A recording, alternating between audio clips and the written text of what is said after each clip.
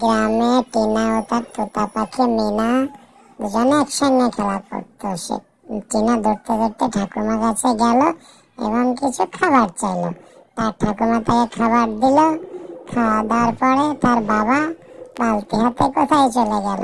পিছনে পিছনে টিনা তার বাবার কাছে দৌড়ে চলে গেল। দৌড়তে দৌড়তে টিনা দেখলো যে তার বাবা গরুর দুধ দোইছে। সে বাবার দিকে এগিয়ে যেতে লাগলো এবং গরুর কাছে গিয়ে দাঁড়িয়ে গরুকে খড় খাওয়াতে লাগলো। এদিকে তার বাবা দুধ দইছে, আস্তে আস্তে টিনা গরুকে খড় দিচ্ছে।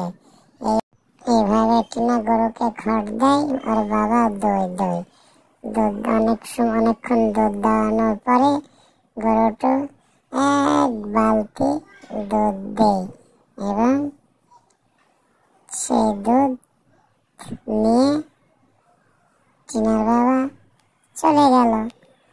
এদিকে টিনা দাঁড়িয়ে দেখলো তার বাবা দুধের বালতি নিয়ে চলে যাচ্ছে। সে কি করবে?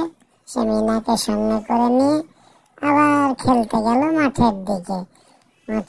ছুটতে ছুটতে চলে যাচ্ছে টিনা এবং মিনা। দেখছে তার দিদি দাঁড়িয়ে আছে। সেখানে দিদির সঙ্গে কথা বলে সে চলে গেল আবার মাঠের দিকে খেলতে।